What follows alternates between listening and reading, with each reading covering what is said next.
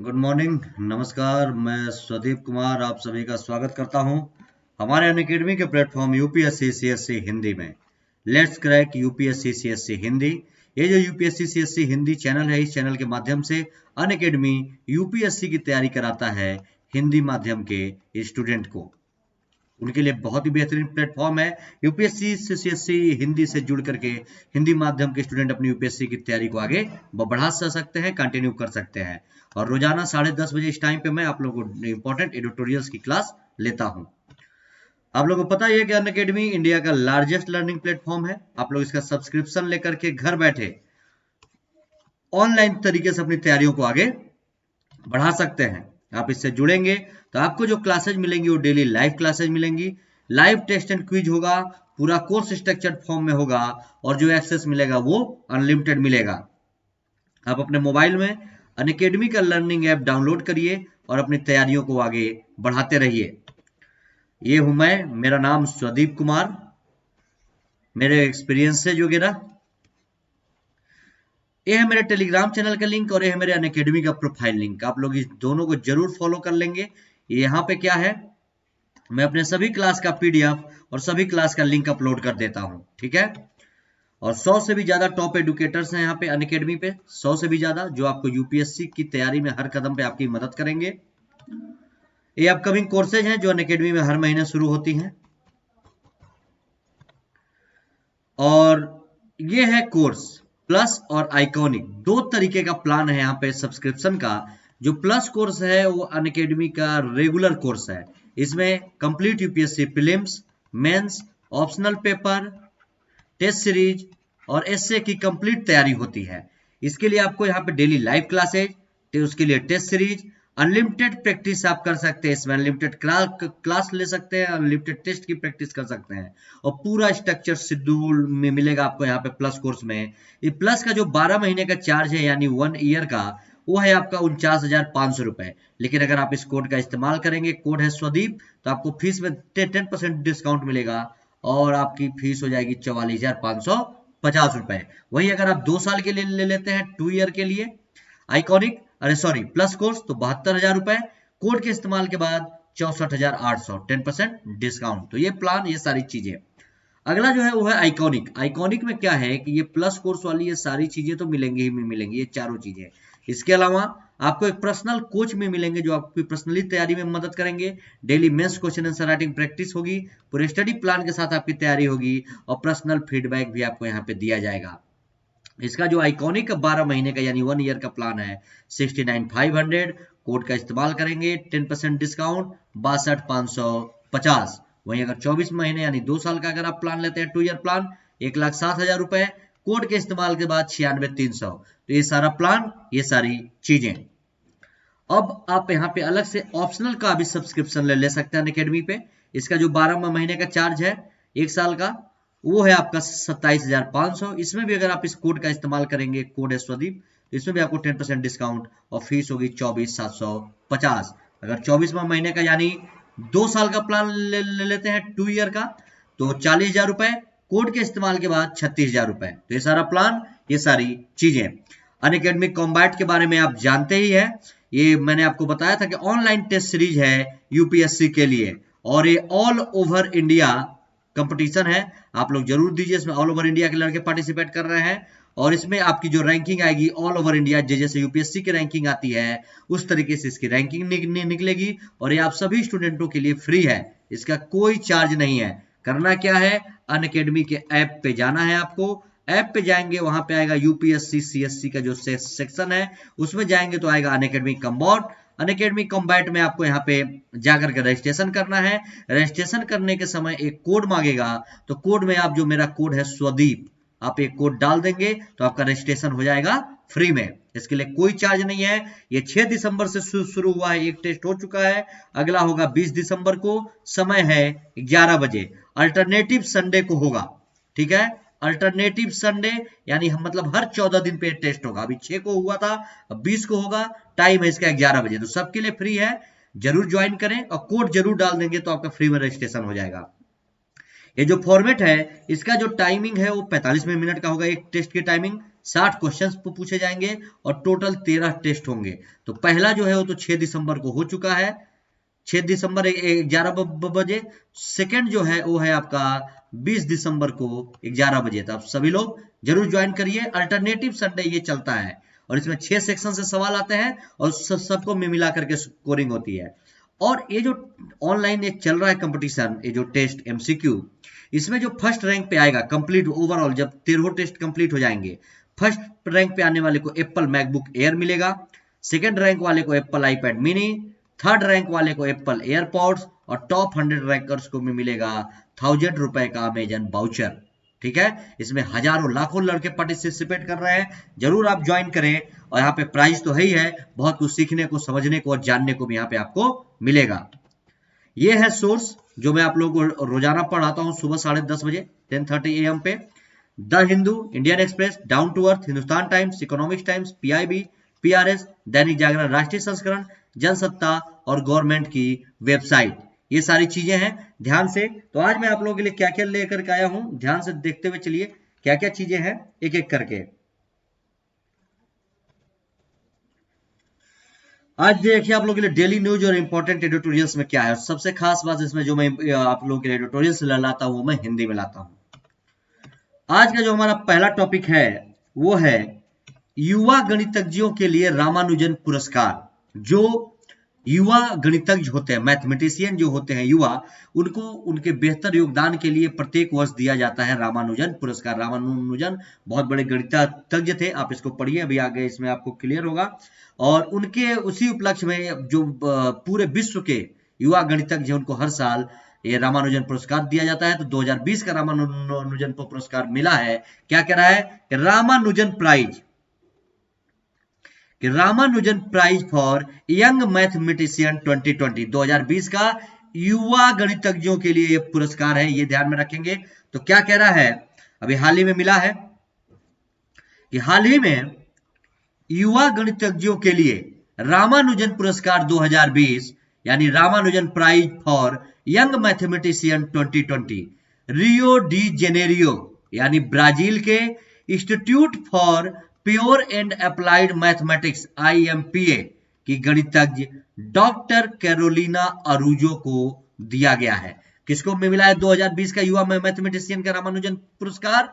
ये ब्राजील की का में मिला है। रियो डी जेनेरियो एक जगह है ब्राजील में, वहां पे एक इंस्टीट्यूट है जिसका नाम है IMPA, institute for pure and applied mathematics. Mathematics का एक इंस्टीट्यूट है IMPA और इसकी गणितज्ञ है वहां पे, वहां की मैथमेटिशियन है डॉक्टर कैरोलिना अरूजो को दिया गया है रामानुजन पुरस्कार 2020 का, ध्यान में रखेंगे। और इन्होंने क्या किया है, इन्होंने बीज गणितीय ज्यामिति में, ठीक है, अलजबरा ज्योमेट्री में उनके उत्कृष्ट कार्य के लिए यह पुरस्कार दिया गया है, ठीक है। और उनका कार्य क्षेत्र बाइरेशनल्स ज्यामिति पर केंद्रित है। इनका जो कार्य क्षेत्र है ये बाइरेशनल ज्योमेट्री पर केंद्रित है, जिसका उद्देश्य बीज गणितीय संरचना को वर्गीकृत करना और उसका वर्णन करना है। तो बीज गणितीय ज्योमेट्री के लिए इनको पुरस्कार दिया गया है, डॉक्टर कैरोलिना अरूजो को 2020 का रामानुजन पुरस्कार। आगे देखिए और क्या क्या पॉइंट है इसमें, क्या कह रहा है कि युवा गणितज्ञों के लिए रामानुजन पुरस्कार विकासशील देशों हेतु वर्ष 2005 से प्रतिवर्ष प्रदान किया जाता है। ये जो जितने भी युवा मैथमेटिशियन है, यंग मैथमेटिशियन, उनको ये जो रामानुजन पुरस्कार है किसको केवल विकासशील देशों में दिया जाता है, विकसित देशों में नहीं, केवल विकासशील देशों में। और कब से, वर्ष 2005 से दिया जाता है, ठीक है। और इसे मूल रूप से सैद्धांतिक भौतिकी के लिए अंतरराष्ट्रीय केंद्र यानी international centre for theoretical physics ICTP और Nils Henrik Abel memorial fund और अंतरराष्ट्रीय गणितीय संघ यानी इंटरनेशनल मैथमेटिकल यूनियन IMU द्वारा स्थापित किया गया। इसको किसने स्थापित किया है? ICTP ने। ये जो फंड, ये जो पुरस्कार दिया जाता है रामानुजन, ये कौन देता है? मूल रूप से सैद्धांतिकी भौतिकी के लिए। कौन? ICTP, international centre for theoretical physics and Niels Henrik Abel memorial fund और IMU यानी इंटरनेशनल मैथमेटिकल यूनियन के द्वारा दिया जाता है। और एबल फंड की भागीदारी वर्ष 2012 में इसमें समाप्त हो गई है। और जो नील से जो एबल मेमोरियल फंड है, ये अब 2012 से इसकी भागीदारी समाप्त हो गई है इसमें से। अब केवल 2 लोग ICTP और IMU द्वारा ही यह प्रदान किया जाता है। आगे देखिए अब क्या कह रहा है इसमें। अब जो ICTP है इसके बारे में जान लीजिए कि सैद्धांतिक भौतिकी के लिए अंतरराष्ट्रीय केंद्र ICTP international centre for theoretical physics क्या कह रहा है, इसकी स्थापना वर्ष 1964 में नोबेल विजेता अब्दुस सलाम द्वारा की गई थी। ठीक है, 1964 में। और यह विकासशील देशों के वैज्ञानिकों को निरंतर शिक्षा और कौशल प्रदान कर अपने जनादेश को पूरा करने का प्रयास करता है। ठीक है ना। और IMU क्या है, अंतरराष्ट्रीय गणितीय संघ के बारे में। ठीक है, इंटरनेशनल मैथमेटिकल यूनियन, ये जो इसके बारे में जान लीजिए कि यह एक अंतरराष्ट्रीय गैर सरकारी और गैर लाभकारी वैज्ञानिक संगठन है IMU, जिसका उद्देश्य गणित में अंतरराष्ट्रीय सहयोग को बढ़ावा देना है। क्लियर। और यह जो है यह अंतरराष्ट्रीय विज्ञान परिषद का सदस्य है। IMU जो है वो ISC इंटरनेशनल साइंस काउंसिल का सदस्य भी है। और देखिए इसमें क्या कह रहा है। अब ISC के बारे में देख लीजिए, इंटरनेशनल साइंस काउंसिल के बारे में, कि ISC की स्थापना वर्ष 2018 में की गई थी। और यह एक अंतरराष्ट्रीय गैर सरकारी संगठन है जो प्राकृतिक और सामाजिक विज्ञान को एक साथ जोड़ता है तथा अपनी तरह का सबसे बड़ा वैश्विक विज्ञान संगठन है। और ISC का कार्यालय पेरिस फ्रांस में है। और भारत इसका एक सदस्य देश है। किसका? ISC का सदस्य देश है भारत। और जो IMU है इंटरनेशनल मैथमेटिकल यूनियन, इसका जो सचिवालय है वह है बर्लिन जर्मनी में स्थित है। ये जरूर ध्यान में रखेंगे आप लोग, इंपॉर्टेंट है। और क्या कह रहा है इसमें कि भारत सरकार के विज्ञान और प्रौद्योगिकी विभाग यानी department of science and technology DST ने वर्ष 2014 से इस पुरस्कार के लिए फंड देने पर सहमति व्यक्त की है। ठीक है, IMU के लिए। IMU का सदस्य है भारत, तो इसके लिए ISC का सदस्य देश है भारत, तो उसके लिए उसका जो department of science and technology है उसने ISC के लिए फंड देने के लिए 2014 से सहमति व्यक्त की है। और DST द्वारा इसका समर्थन गणित में प्रतिभाशाली श्रीनिवास रामानुजन की स्मृति में किया गया है, जिन्होंने अदीर्घवृत्तीय कार्यों, निरंतर कार्य, अनंत श्रृंखला तथा संख्याओं के विश्लेषणात्मक सिद्धांत में शानदार योगदान दिया था। श्री रामानुजन। ठीक है। अब भारत में 22 दिसंबर को श्रीनिवास रामानुजन की स्मृति में राष्ट्रीय गणित दिवस भी मनाया जाता है। 22 दिसंबर आने वाला है, 22 दिसंबर को राष्ट्रीय गणित दिवस भी है श्रीनिवास रामानुजन की स्मृति में, तो जरूर ध्यान में रखेंगे। आज हम लोग पढ़े इनके बारे में, जो इंटरनेशनल पुरस्कार है 22 दिसंबर को फिर पढ़ेंगे हम लोग इनके बारे में भी। ठीक है, क्योंकि हम लोग डेली न्यूज भी कवर करते हैं इसलिए। और क्या कह रहा है इसमें, यह जो पुरस्कार है यह विकासशील देश के उस शोधकर्ता को प्रदान किया जाता है, उसको ये ध्यान में रखिएगा, जिसकी आयु पुरस्कार प्रदान किए जाने वाले वर्ष तक 45 वर्ष से कम हो। इसीलिए इसको युवा गणितज्ञों के लिए रामानुजन पुरस्कार रखा गया है। यह पुरस्कार उसको दिया जाता है जो विकासशील देश में उस शोधकर्ता को जिसकी आयु 45 वर्ष से कम हो और जिसने एक विकासशील देश में उत्कृष्ट शोध कार्य भी किया हो। ठीक। और गणितीय विज्ञान की किसी भी शाखा में काम करने वाले शोधकर्ता इसके पात्र हैं। ठीक है ना। और इसमें 15,000 अमेरिकी डॉलर का नगद पुरस्कार दिया जाता है इस रामानुजन पुरस्कार में। ठीक है। आगे देखिए, अगला जो हमारा टॉपिक है वो है यूनिसेफ डे, यूनिसेफ दिवस। ठीक है, यूनिसेफ दिवस के बारे में। यूनिसेफ यानी the United nation children fund, the United nation children fund, UNICEF. ठीक है।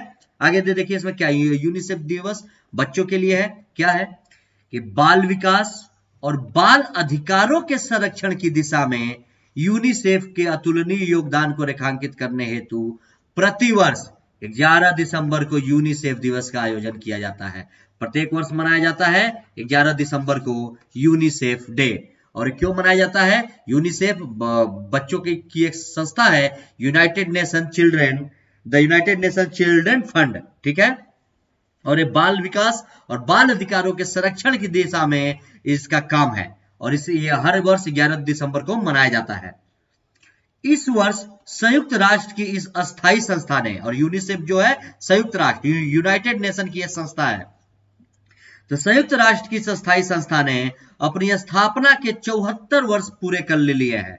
इस वर्ष 11 दिसंबर 2020 को इसको स्थापित हुए 74 वर्ष हो गए हैं। और यूनिसेफ का गठन संयुक्त राष्ट्र महासभा द्वारा, यूएन महासभा द्वारा 11 दिसंबर 1946 को संयुक्त राष्ट्र अंतर्राष्ट्रीय बाल आपातकालीन कोष यूनिसेफ के रूप में किया गया था, ठीक है। और इसकी स्थापना मुख्य तौर पर द्वितीय विश्व युद्ध के बाद बच्चों और माताओं के स्वास्थ्य, पोषण, शिक्षा और समान कल्याण में सुधार आदि के उद्देश्य से की गई थी। तो ये ध्यान में रखेंगे यूनिसेफ की स्थापना कब और क्यों की गई थी।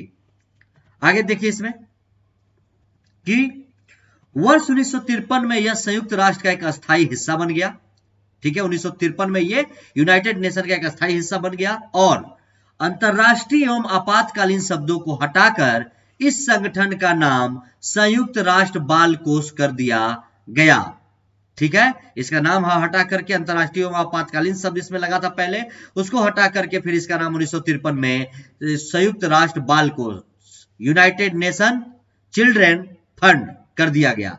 हालांकि इसके मूल संक्षिप्त नाम यूनिसेफ को बरकरार रखा गया है, ठीक है ना। और वर्तमान में यूनिसेफ विश्व के 190 से अधिक देशों में कार्य करता है। यूनिसेफ में वो जो आई और ई जो आया है, आप लोग यहां पे ध्यान रखिएगा, यूनिसेफ।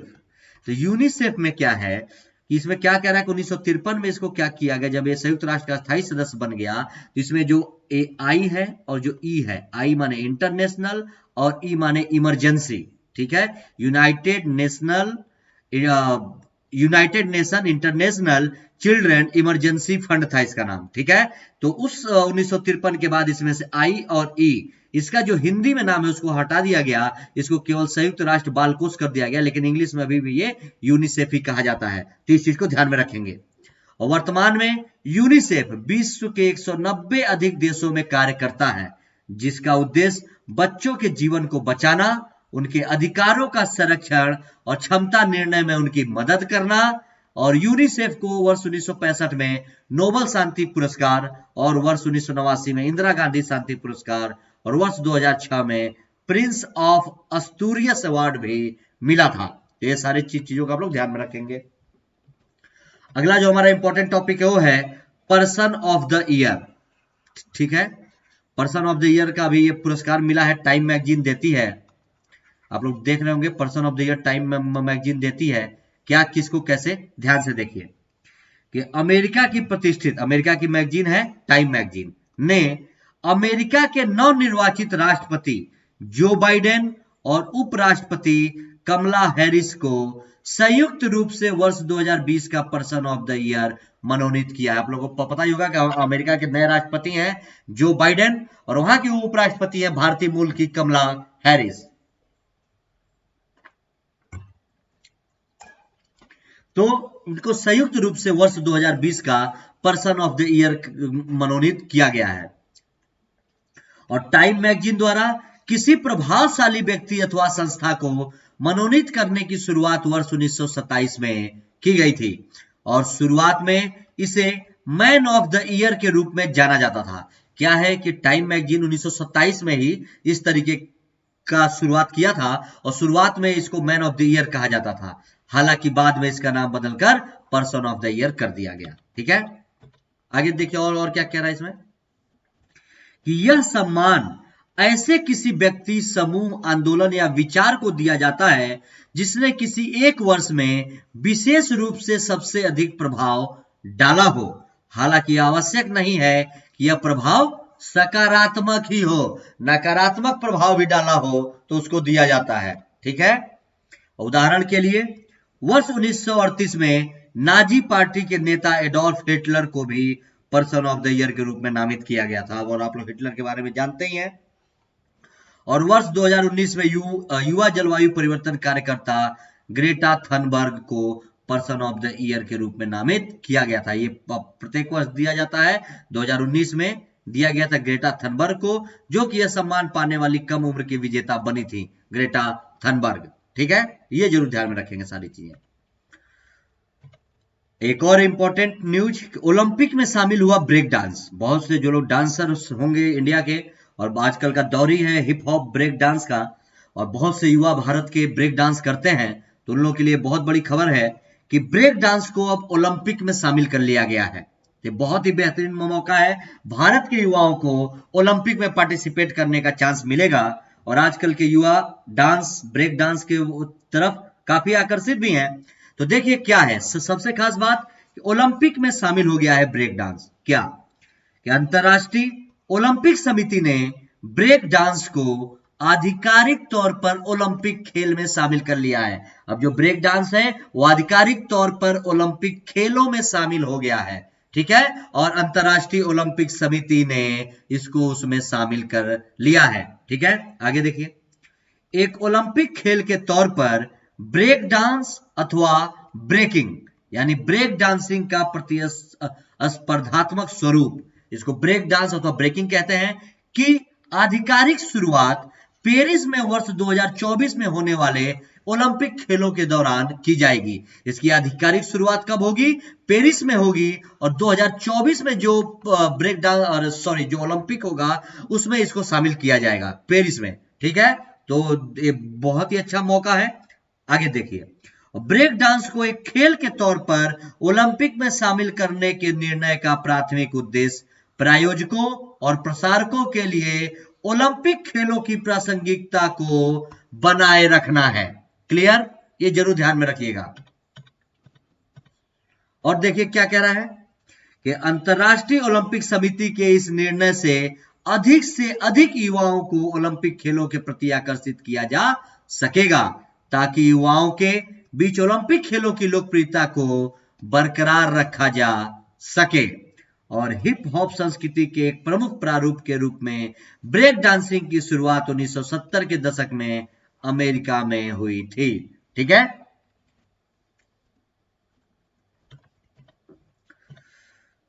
अगला जो टॉपिक है हमारा, हजार खेलो इंडिया केंद्रों की स्थापना की गई है। जो खेलो इंडिया केंद्र है, 1000 खेलो इंडिया केंद्र की स्थापना की गई। कहां? देखिए, जो केंद्रीय मंत्री हैं किरण रिजिजू, इन्होंने हाल ही में घोषणा की है कि सेवानिवृत्त खिलाड़ियों को रोजगार प्रदान करने के लिए, जो खिलाड़ी रिटायर्ड हो चुके हैं उनको रोजगार प्रदान करने के लिए सरकार देश भर में 1000 खेलो इंडिया केंद्रों की स्थापना करेगी। पूरे देश भर में 1000 खेलो इंडिया केंद्र की स्थापना। ये सेंट्रल गवर्नमेंट का प्रोजेक्ट है खेलो इंडिया। इसे भारत के युवाओं को खेल के प्रति जागरूक करने के लिए ये प्रोग्राम तैयार किया गया है। इसमें देखिए और क्या है, इन खेलो इंडिया केंद्रों से भारत में खेल संस्कृति को नया आयाम प्रदान करने में मदद मिलेगी। और इस संबंध में घोषणा करते हुए केंद्रीय मंत्री ने कहा कि हमें यह सुनिश्चित करना चाहिए कि भारत में खेल एक बड़े उद्योग का रूप ले सके, क्योंकि यह भारतीय अर्थव्यवस्था में काफी बड़ा योगदानकर्ता बन सकता है। ठीक है, आगे देखिए और क्या कह रहा है इसमें, खेल हमारे समग्र विकास के लिए सबसे महत्वपूर्ण कारकों में से एक है, और इसी तथ्य को ध्यान में रखते हुए सरकार द्वारा खेलो इंडिया कार्यक्रम की शुरुआत की गई है। और इसका उद्देश्य भारत में सभी प्रकार के खेलों की अवसंरचना का विकास करना और भारत में खेल संस्कृति को एक नया रूप प्रदान करना है। क्लियर? आगे आइए, अब हमारा जो आज का पहला आर्टिकल है वो है कि सिंधु सभ्यता की घाटी का आहार पता चला है अभी हाल ही में, और ये इंपॉर्टेंट है, इंडियन एक्सप्रेस का आर्टिकल है, और ये आपके भारतीय इतिहास का आर्टिकल है। बहुत ही इंपॉर्टेंट है। क्या है कि सिंधु घाटी सभ्यता के आहार के बारे में पता चला है, और भी वो लोग और क्या क्या चीजें खाते थे।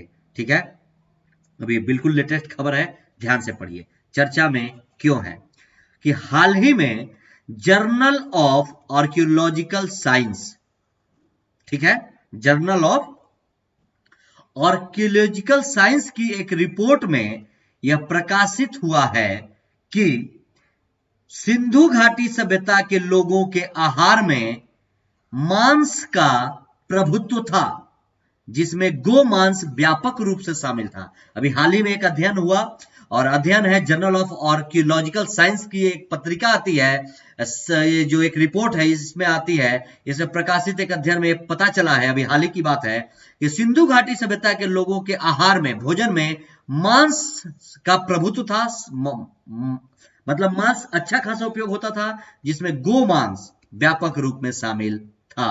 आगे देखिए और क्या क्या चीजें हैं, कैसे ये सारी चीजें पता चलती हैं, तब की बात है और आज तक कैसे पता चलती है, ये देखिए कैसे, क्या इंपॉर्टेंट पॉइंट है, देखिए। सिंधु घाटी सभ्यता के बर्तनों पर पाए गए चर्बी के अवशेषों पर यह शोध किया गया है, ठीक है, जो बर्तन पुरातत्व खुदाई में मिले हैं सिंधु घाटी सभ्यता के, उन पे अभी तक खोज चली रहा है, और अपना आर्कियोलॉजिकल डिपार्टमेंट, पुरातत्व विभाग उस पर हमेशा शोध रिसर्च करता ही रहता है। तो उस पे जो चर्बी पाए गए हैं उसके अवशेषों से यह पता चला है कि मांस का आहार, मतलब मांस वहां पे भोजन के रूप में उपयोग होता था, और इनमें सुअरों, मवेशियों, भैंसों, भेड़ों और बकरियों के मांस की अधिकता मिली है, कि सिंधु घाटी के लोग ये सब जानवरों का मांस खाते थे। और प्राचीन उत्तर पश्चिमी भारत के शहरी और ग्रामीण इलाकों में मिले पुरातन बर्तनों में दूध से बनी कई चीजों के अवशेष भी पाए गए हैं, और वर्तमान में यह इलाका हरियाणा और उत्तर प्रदेश में पड़ता है।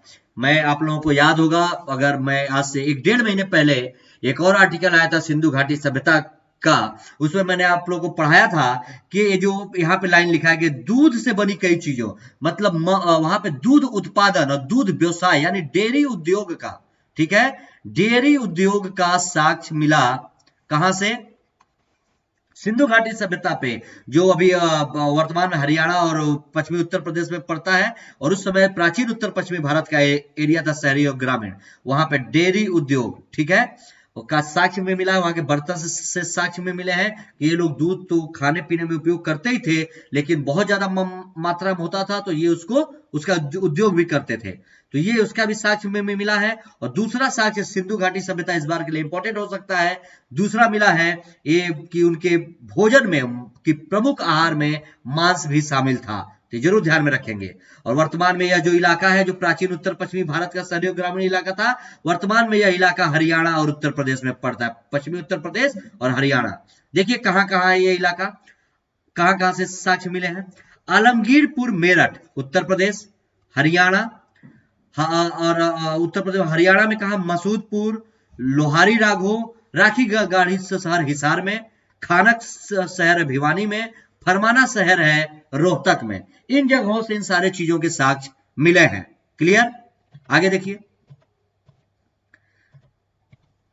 इससे क्या निष्कर्ष निकलता है, जो ये सारी चीजें मिली है, इससे निष्कर्ष क्या निकलता है कि अध्ययन में सिंधु घाटी सभ्यता के ग्रामीण और शहरी बस्तियों से पशु उत्पाद जैसे कि सुअर का मांस, मवेशी, भैंस, भेड़ और बकरी के साथ साथ डेयरी उत्पादों का भी प्रभुत्व पाया गया है। और घरेलू पशुओं में मवेशी, भैंस यानी गाय भैंस प्रचुर मात्रा में पाई जाती थी, क्योंकि इस समय के प्राप्त कुल जानवरों की हड्डियों में से 50 से 60% इन्हीं की हड्डियां हैं, और शेष 10% जो हड्डियां हैं वो भेड़ और बकरी से संबंधित है। और सिंधु घाटी सभ्यता से प्राप्त मवेशी की हड्डियों का उच्च अनुपात भोजन के रूप में गोमांस का इस्तेमाल किए जाने की पुष्टि करता है, तो ये जरूर ध्यान में रखिएगा। अभी ये फिलहाल में पाया गया है, इसलिए आगे देखिए क्या कह रहा है कि हड़प्पा में 90% मवेशियों को तब तक जीवित रखा जाता था जब तक कि वो 3 या 3.5 साल के नहीं हो जाते थे, ठीक है, और मादा का उपयोग डेयरी उत्पादन के लिए किया जाता था, जो मादा पशु होते थे, जबकि नर का इस्तेमाल गाड़ी खींचने के लिए किया जाता था, बैल वगैरह का, ठीक है, या भैंसे वगैरह का। और सिंधु घाटी सभ्यता में भोजन की आदत पर पहले भी कई अध्ययन हुए हैं, लेकिन इन अध्ययनों का मुख्य ध्यान फसलों पर केंद्रित था। लेकिन ये भी पता चला कि लोग मांस का भी उपभोग करते थे, वो भी प्रचुर मात्रा में। अब सिंधु घाटी सभ्यता के बारे में पढ़े हैं, तो सिंधु घाटी सभ्यता के बारे में जानना भी जरूरी है। आप लोग हिस्ट्री में एंशिएंट में पढ़े भी होंगे, मैं भी जब एंशिएंट इंडिया पढ़ाया था यूट्यूब पे तो सभी पढ़ाया हूं, फिर भी यहाँ पे पढ़ रहे आर्टिकल तो जानना जरूरी है। क्या टाइम पीरियड है, ये देखिए। हड़प्पाई लिपि का प्रथम उदाहरण लगभग 300 बीसी के समय का मिलता है और 2600 ईसा पूर्व तक सिंधु घाटी सभ्यता अपनी परिपक्व अवस्था में प्रवेश कर चुकी थी। चूंकि सिंधु घाटी सभ्यता के क्रमिक पतन का आरंभ 1800 ईसा पूर्व से माना जाता है और 1700 ईसा पूर्व तक आते आते हड़प्पा सभ्यता के कई शहर समाप्त भी हो चुके थे। डिटेल में आप लोग एनसीईआरटी में पढ़े भी होंगे।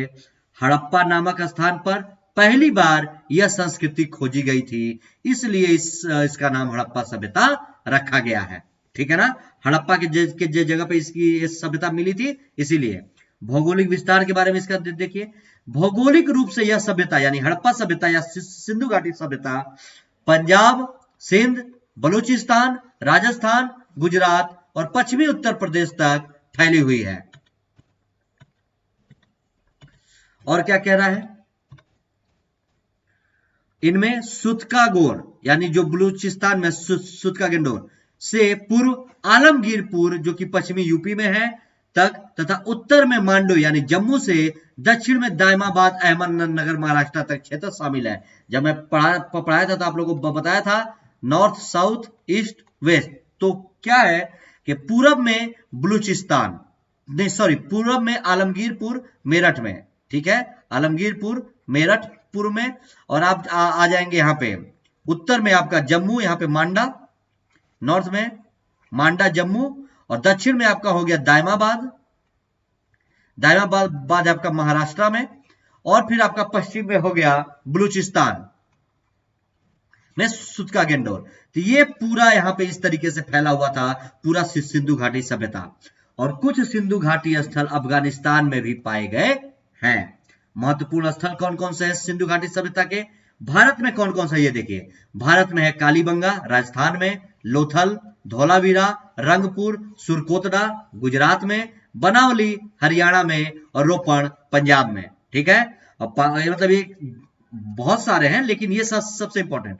पाकिस्तान में कौन कौन पाए गए हैं? हड़प्पा जो अभी आधुनिक अभी पाकिस्तान में है, रावी नदी के तट पर, मोहनजोदड़ो है सिंध में सिंधु नदी के तट पर, और चहुंद्रो भी है सिंध में। ठीक है,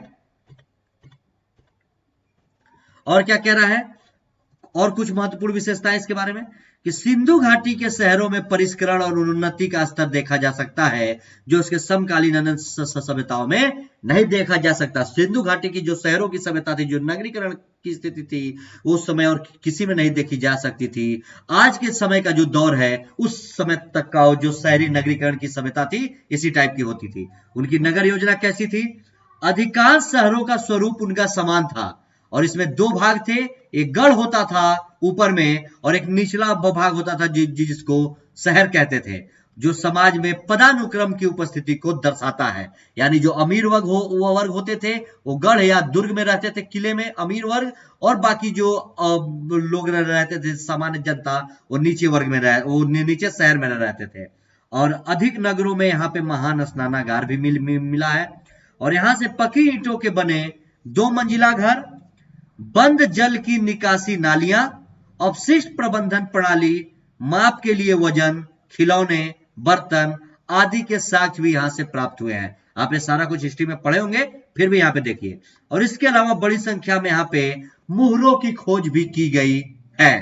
ठीक है, आगे देखिए और क्या कह रहा है इसमें। आगे है यहाँ पे कृषि कैसा होता था। यहाँ यह कपास की खेती करने वाली पहली सभ्यता थी। जो सिंधु घाटी सभ्यता है, यहाँ पे कपास की खेती सर्वप्रथम की गई थी। और हड़प्पाई लोग बहुत सारे पशु पालते थे, भेड़, बकरी, सुअर आदि से ये लोग परिचित थे। और यहाँ की प्रमुख फसलें जो थी गेहूं, जौ, कपास, रागी, खजूर और मटर थी। व्यापार और वाणिज्य यहाँ का कैसा है कि सिंधु घाटी सभ्यता के लोगों के जीवन में व्यापार और वाणिज्य का बड़ा महत्व था। इसकी पुष्टि हड़प्पा लोथल और मोहनजोदड़ो से हुई है। और सिंधु और मेसोपोटामिया के मध्य व्यापार उन्नत अवस्था में उस समय होता था। सिंधु और मेसोपोटामिया के बीच में उस समय व्यापार होता था और अच्छे कंडीशन में होता था। धातु के बारे में इनको क्या क्या ज्ञान था? तांबा, कांसा, टिन, सीसा का इनको एक ज्ञान था। इसके अलावा इनको सोने और चांदी से भी ये लोग परिचित थे, लेकिन इनको लोहे का एक ज्ञान नहीं था। यह आप लोग जरूर ध्यान में रखेंगे। लोहे की खोज उत्तर वैदिक काल के आसपास हुई थी। ठीक है। धार्मिक आस्था क्या है इनकी?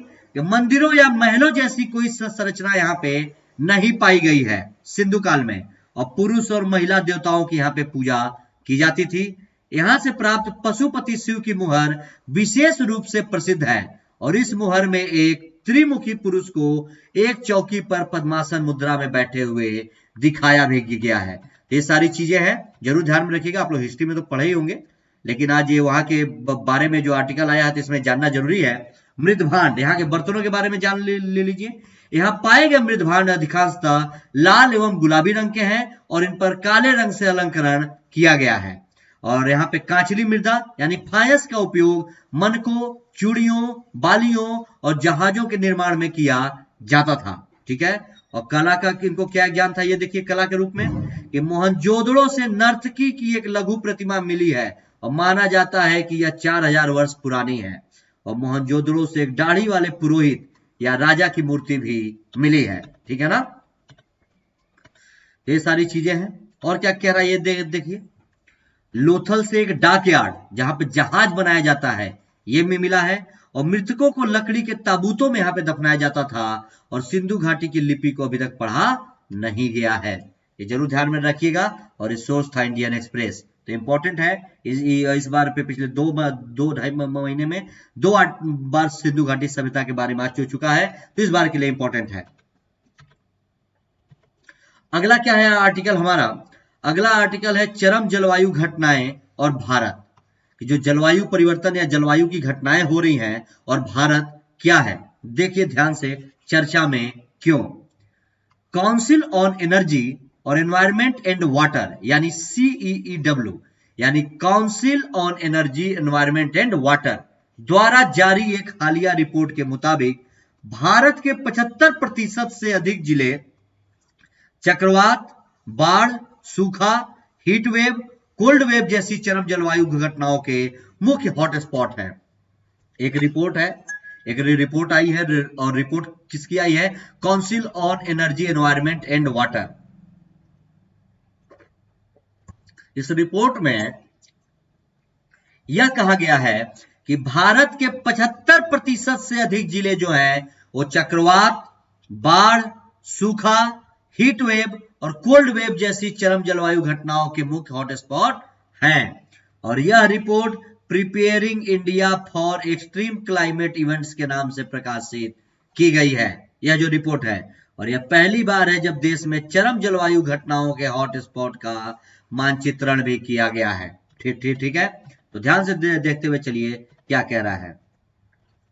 CEEW सभी प्रकार के संसाधनों के उपयोग, पुनरुपयोग और दुरुपयोग को प्रभावित करने वाले सभी विषयों पर अनुसंधान हेतु समर्पित एक स्वतंत्र और गैर लाभकारी नीति का अनुसंधान संस्थान है CEEW।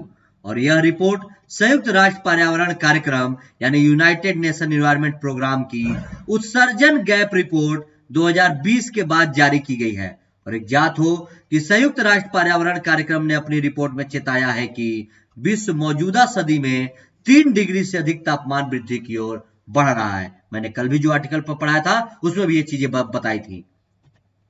आगे देखिए इस रिपोर्ट का निष्कर्ष क्या है। क्या है जो रिपोर्ट आया है CEEW का, इसका निष्कर्ष क्या है कि बीते दशकों में चरम जलवायु घटनाएं जैसे बाढ़, सूखा आदि की आवृत्ति, तीव्रता और अप्रत्याशितता काफी तेजी से बढ़ी है। पिछले सालों में, पिछले 10 सालों के अंतर्गत ये सारी चीजें ज्यादा बढ़ रही हैं भारत में। जहां एक और भारत में वर्ष 1970 से 2005 के बीच 35 वर्षों में 250 चरम जलवायु घटनाएं दर्ज की गई हैं 1970 से 2005 के बीच में। वहीं वर्ष 2005 से 2020 के बीच मात्र 15 वर्षों में इस तरीके की 310 घटनाएं दर्ज की गई हैं। ठीक है। और वर्ष 2005 के बाद भारत से चरम जलवायु घटनाओं में हुई वृद्धि के कारण भारत के 75% से अधिक जिलों को संपत्ति, आजीविका और जीवन के नुकसान के साथ साथ माइक्रो क्लाइमेट में होने वाले बदलावों को भी वहन करना पड़ रहा है। ठीक है, और यह पैटर्न वैश्विक परिवर्तन को भी दर्शाता है, तो इंपॉर्टेंट है, ध्यान में रखेंगे। आगे क्या कह रहा है इसमें कि जलवायु परिवर्तन के परिणाम स्वरूप चरम जलवायु घटनाओं के चलते वर्ष 1999 से 2018 के बीच विश्व भर में 4,95,000 से अधिक लोगों की मृत्यु भी हो चुकी है। ठीक है, और रिपोर्ट के मुताबिक इस अवधि के दौरान संपूर्ण विश्व में 12,000 से अधिक, ठीक है, कितना, 12,000 से अधिक चरम जलवायु घटनाएं दर्ज की गई हैं और इसके कारण वैश्विक अर्थव्यवस्था को 3.5 बिलियन अमेरिकी डॉलर क्रय शक्ति क्षमता या PPP संदर्भ के नुकसान का सामना करना पड़ता है। ठीक है, प्राइवेट पब्लिक पार्टनरशिप और मौजूदा भयावह जलवायु परिवर्तन घटनाएं बीते 100 वर्षों में केवल 0.6 डिग्री सेल्सियस तापमान वृद्धि का परिणाम है और इस तरह यदि भविष्य में तापमान में और अधिक वृद्धि होती है तो हमें इससे भी भयानक घटनाएं देखने को मिल सकती हैं। ठीक है ना, आगे देखिए और क्या कह रहा है इसमें। अब इस तरीके में जो जो चीजें आती हैं इसमें जो शामिल है, जैसे चक्रवात, जलवायु घटनाओं में शामिल है चक्रवात। क्या है, आंकड़ों के विश्लेषण से ज्ञात होता है कि वर्ष 2005 के बाद से चक्रवातों से प्रभावित जिलों की वार्षिक औसत संख्या तथा चक्रवातों की आवृत्ति तकरीबन दोगुनी हो गई है और बीते एक दशक में पूर्वी तट के लगभग 258 जिले चक्रवात से प्रभावित हुए हैं बीते 10 सालों में। और पूर्वी तट में लगातार गर्म होते क्षेत्रीय माइक्रो क्लाइमेट, भूमि उपयोग में परिवर्तन और निवर्तीकरण ने चक्रवातों की संख्या में बढ़ोतरी करने में भी महत्वपूर्ण भूमिका अदा की है। चक्रवात आते कैसे हैं, ये सब आप लोग ज्योग्राफी में पढ़े भी होंगे। बाढ़ के बारे में देखिए, बाढ़ वर्ष 2000 से 2009 के बीच भीषण बाढ़ और उससे संबंधित अन्य घटनाओं में तीव्र वृद्धि दर्ज की गई है और इस दौरान बाढ़ के कारण तकरीबन 473 जिले भी प्रभावित हुए हैं। और बाढ़ से संबंधित अन्य घटनाएं जैसे भूस्खलन, बाढ़ से भारी वर्षा, ओलावृष्टि, गरज और बादल फटने आदि घटनाओं में 20 गुना से अधिक वृद्धि हुई है। ठीक है, और भूस्खलन, अर्बन हीटलैंड और हिमनदों के पिघलने के कारण समुद्र स्तर में हो रही वृद्धि के प्रभाव स्वरूप बाढ़ की घटनाओं में भी बढ़ोतरी हो रही है। अर्बन हीटलैंड वह सघन जनसंख्या वाला नगरीय क्षेत्र होता है जिसका तापमान उपनगरीय या ग्रामीण क्षेत्रों की तुलना में 2 डिग्री सेंटीग्रेड अधिक होता है। अर्बन हीटलैंड यानी वो नगरीय क्षेत्र जहां पे बहुत ज्यादा जनसंख्या निवास करती है, उसकी वजह से जो तापमान बढ़ता है। ठीक है, तो जरूर ध्यान में रखिएगा। आगे क्या कह रहा है कि जहां एक ओर मानसून के दौरान वाले दिनों की संख्या में कमी आई है, वहीं दूसरी ओर चरम वर्षा की घटनाओं में वृद्धि हो रही है जिससे बाढ़ की घटनाओं में भी बढ़ोतरी हो रही है। और पिछले एक दशक में बाढ़ के 8 सबसे अधिक बाढ़ प्रभावित जिलों में 6 जिले जैसे बारपेट, दारंग, धेमाजी, ग्वालपारा, गोलाघाट और शिवसागर अकेले असम में स्थित हैं जहां पे ज्यादातर बाढ़ आए हैं। सूखा के बारे में देखिए, ये सब जलवायु घटनाएं हैं। सूखा, रिपोर्ट में कहा गया है कि वर्ष 2005 के बाद सूखा प्रभावित जिलों का वार्षिक औसत 13 गुना अधिक बढ़ गया है 2005 के बाद से। और वर्ष 2005 तक भारत में सूखे से प्रभावित जिलों की संख्या मात्र 6 थी, जो कि 2005 के बाद बढ़कर यह संख्या 79 हो गई है। बहुत ही सोचने वाली बात है, बहुत ही चिंताजनक स्थिति है ये। यद्यपि सूखे के कारण होने वाले जनजीवन के नुकसान में काफी कमी आई है, किंतु इस प्रकार की घटनाओं के चलते कृषि और ग्रामीण आजीविका के क्षेत्र में अनिश्चितता की स्थिति भी पैदा हो गई है। ठीक है ना, आगे देखिए और क्या कह रहा है। और पिछले एक दशक में भारत के सूखा प्रभावित जिलों में अहमदनगर, औरंगाबाद, ये दोनों महाराष्ट्र में है, अनंतपुर, चित्तूर आंध्र प्रदेश, बागलकोट, बीजापुर, चिक्काबल्लापुर, गुलबर्गा और हासन कर्नाटक, ये सब जिले शामिल हैं राज्यों के सूखे में। कमजोर मानसून की स्थिति, ये भी जलवायु घटनाएं हैं। विश्लेषण से माइक्रो तापमान में वृद्धि और मानसून के कमजोर होने के संबंध का पता चला है।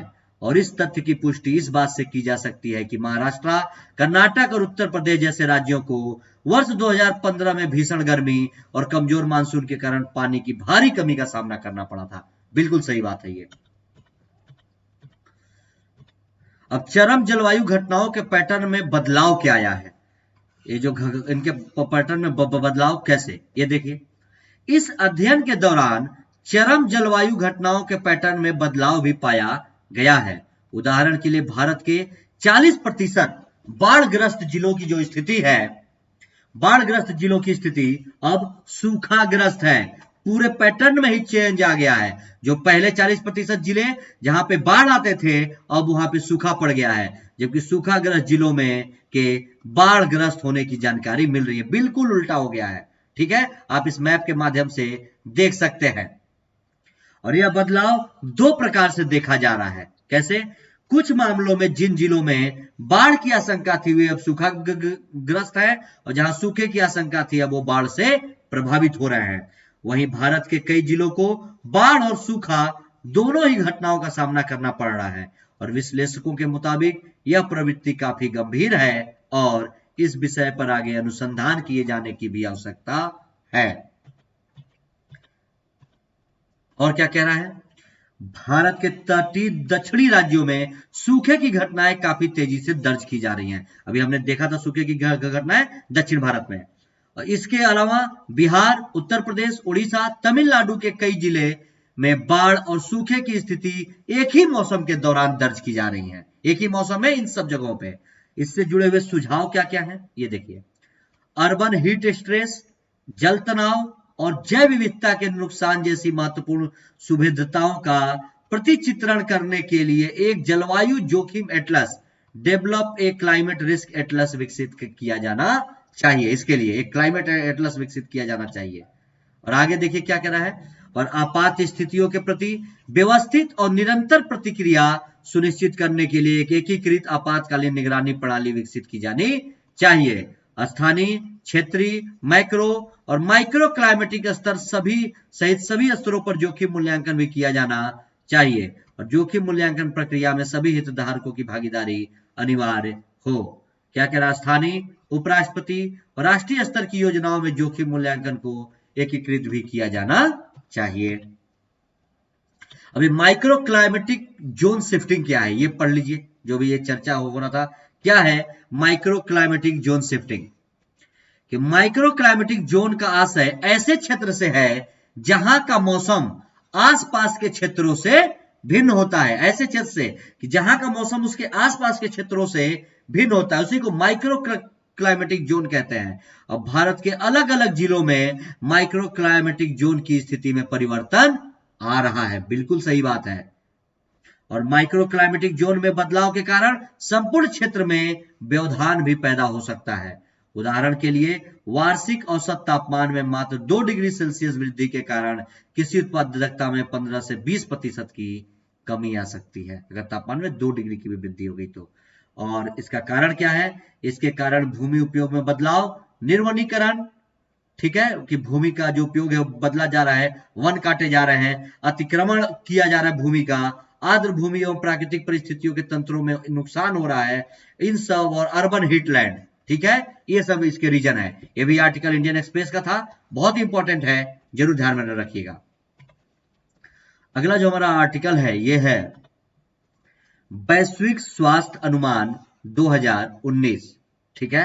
ये एक रिपोर्ट आया है पूरे विश्व के स्वास्थ्य का 2019 का, क्या है, WHO ने जारी किया है। चर्चा में क्यों है, ध्यान से पढ़िए, ये भी इंपॉर्टेंट है, ये भी इंडियन एक्सप्रेस का सोर्स है, ध्यान से पढ़िए। क्या कह रहा है कि हाल ही में विश्व स्वास्थ्य संगठन यानी WHO ने वैश्विक स्वास्थ्य अनुमान यानी ग्लोबल हेल्थ एस्टिमेट 2019 जारी किया है। अभी जारी किया गया 1-2 दिन पहले।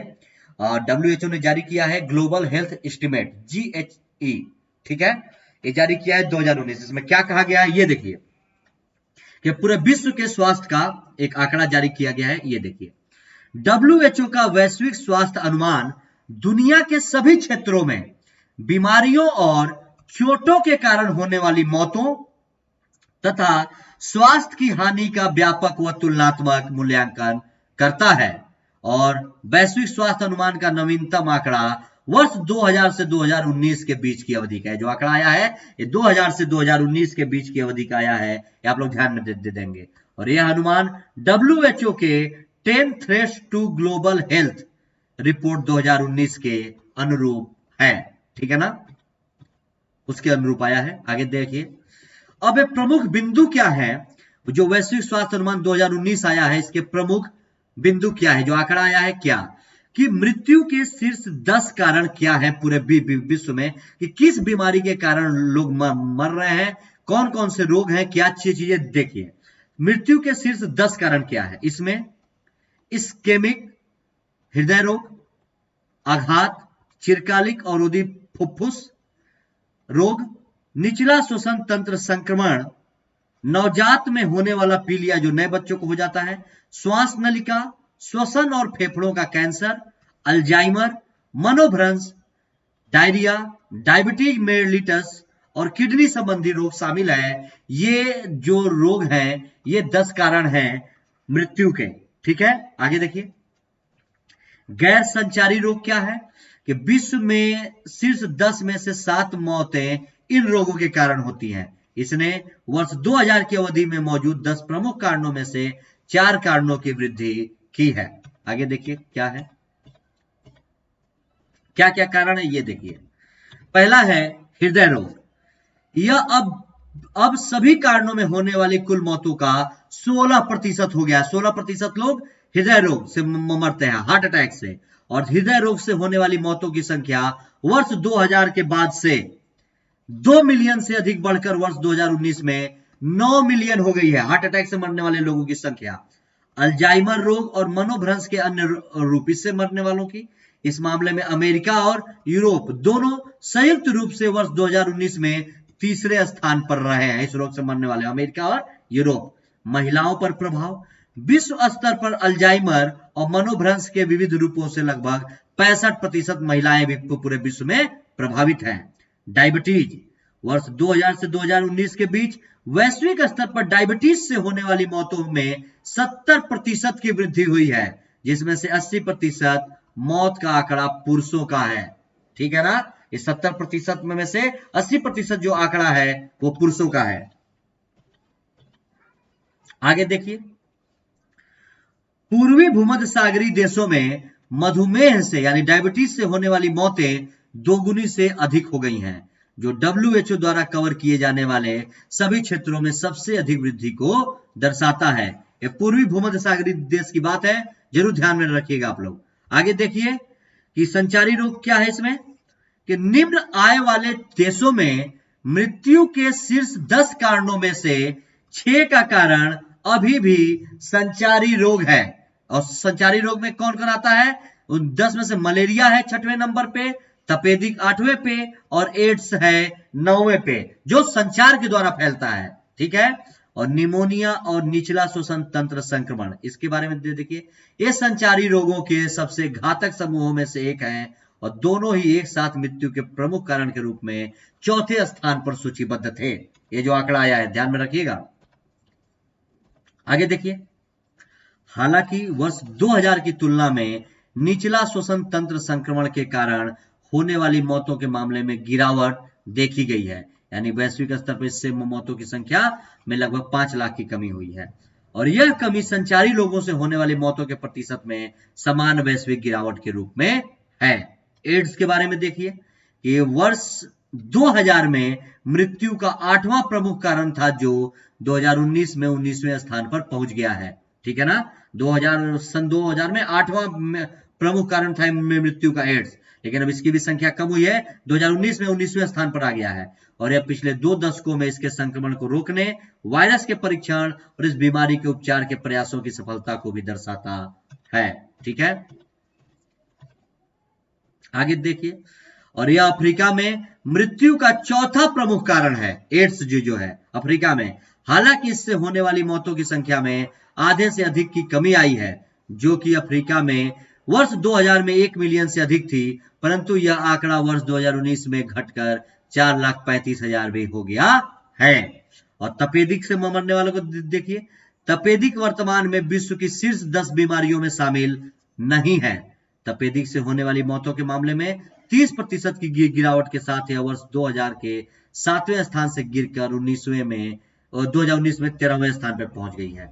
और हालांकि अफ्रीका और दक्षिण पूर्व एशिया में मृत्यु के शीर्ष 10 कारकों में अभी भी इसका क्रम 8वां और 5वां ही है तपेदिक का।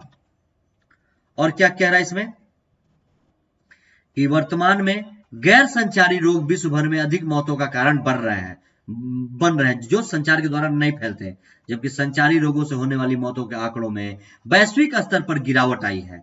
हालांकि संचारी रोग अभी भी निम्न और मध्यम आय वाले देशों में एक बड़ी चुनौती बने हुए हैं। जीवन प्रत्याशा में वृद्धि, ये भी देखिए कई अनुमान वर्ष 2019 में दीर्घायु यानी वर्ष 2000 की तुलना में 6 वर्ष अधिक की बढ़ती प्रवृत्ति की पुष्टि भी करते हैं। और वर्ष 2000 में दीर्घायु का वैश्विक औसत 67 वर्ष था, जबकि यह 2019 में 73 वर्ष देखा गया है। मतलब उम्र की सीमा बढ़ रही है। और नए अनुमानों से यह स्पष्ट है कि लोग अधिक वर्षों तक जीवित रह रहे हैं, परंतु दिव्यांगता के मामले में वृद्धि हो गई है। इससे जुड़े हुए सुझाव क्या क्या है ये देखिए। क्या है सुझाव कि वर्तमान में हृदय रोग, कैंसर, डायबिटीज और स्वास्थ्य संबंधी बीमारियों की रोकथाम और उपचार के लिए सामूहिक रूप से और गहनता के साथ वैश्विक स्तर पर ध्यान देने की आवश्यकता है। और सतत विकास लक्ष्यों के एजेंडे के रूप में विश्व के सभी हिस्सों में बीमारियों और चोट का उपचार और नियंत्रण भी सुनिश्चित करना है। इन चीजों को ध्यान में रखिएगा। और विश्व को गैर संचारी रोगों की रोकथाम, निदान और उपचार सुनिश्चित करने की दिशा में तेजी से कदम बढ़ाने की भी जरूरत है। और साथ ही वर्तमान में तात्कालिक रूप से प्राथमिक स्वास्थ्य देखभाल के क्षेत्र में भी समान और समग्र रूप से सुधार की भी आवश्यकता है। और क्या सुझाव है इसमें? स्पष्ट है कि मजबूत प्राथमिक स्वास्थ्य देखभाल वह आधार है जिसके सहारे ही गैर संचारी रोगों का मुकाबला करने से लेकर वैश्विक महामारी के प्रबंधन तक के प्रयासों को दिशा दी जा सकती है। समय पर और प्रभावी निर्णय लेने में सहायता के लिए सरकार एवं अन्य हितधारकों द्वारा शीघ्र ही स्वास्थ्य क्षेत्र से जुड़े हुए डेटा और सूचना प्रणालियों में निवेश भी किया जाना चाहिए। ये सारी चीजें इंपॉर्टेंट हैं। और स्वास्थ्य क्षेत्र में सुधार हेतु भारतीय पहल क्या है? क्या भारत की पहल है स्वास्थ्य क्षेत्र में सुधार के लिए? ध्यान से देखिए, आयुष्मान भारत योजना क्या है? यह जो योजना है केंद्र सरकार द्वारा शुरू की गई स्वास्थ्य क्षेत्र की एक प्रमुख योजना है, आयुष्मान भारत। और यह योजना सेवा वितरण के क्षेत्रीय और विभिन्न दृष्टिकोणों से हटकर जरूरत आधारित व्यापक स्वास्थ्य देखभाल सेवा उपलब्ध कराने का प्रयास करती है। लक्ष्य क्या है? इस योजना को सरकार द्वारा देश में सार्वभौमिक स्वास्थ्य सेवा सुनिश्चित करने के उद्देश्य से शुरू किया गया। किसको? आयुष्मान भारत को। अगला है पोषण अभियान। ये क्या है? इसका उद्देश्य तकनीकी के उपयोग के माध्यम से, टेक्नोलॉजी का उपयोग करके सेवाओं की आपूर्ति और अन्य आवश्यक हस्तक्षेप सुनिश्चित करना है। और साथ ही इसके तहत अलग अलग निगरानी मापदंडों के अंतर्गत प्राप्त किए जाने वाले विशिष्ट लक्ष्यों को भी रेखांकित किया गया है। और क्या है कि राष्ट्रीय डिजिटल स्वास्थ्य मिशन, इसमें क्या कह रहा है कि यह एक पूर्ण डिजिटल स्वास्थ्य पारिस्थितिकी तंत्र है और इसकी 4 प्रमुख विशेषताएं जैसे हेल्थ आईडी, व्यक्तिगत स्वास्थ्य रिकॉर्ड, डिजी डॉक्टर और स्वास्थ्य सुविधा रजिस्ट्री के साथ लॉन्च किया जाएगा। ये आर्टिकल इंडियन एक्सप्रेस का था, इसको भी आप लोग ध्यान में रखिएगा। आप लोग के निबंध के लिए ये बहुत ही इंपॉर्टेंट है, ठीक है ना। ये सारा टॉपिक था जो आज का यहाँ पे कवर हो गया, आप लोग ध्यान में रखेंगे। और ये है मेरे टेलीग्राम चैनल का लिंक, आप लोग इसे जरूर फॉलो कर लेंगे। और ये है मेरा अनअकैडमी का प्रोफाइल लिंक, इसे भी जरूर फॉलो करेंगे। और यहाँ पे अगर आपकी क्लास अच्छी लगी तो लाइक शेयर और सब्सक्राइब जरूर करिएगा। लाइक और सब्सक्राइब करने से आपको इस क्लास का नोटिफिकेशन हमेशा आएगा। शेयर कर देंगे तो ज्यादा से ज्यादा बच्चों तक ये चीजें पहुंच सकेंगी। और एक क्लास रोजाना सुबह 10:30 बजे होती है। हम लोग फिर मिलते हैं अपनी कल की क्लास में। तब तक के लिए धन्यवाद, नमस्कार।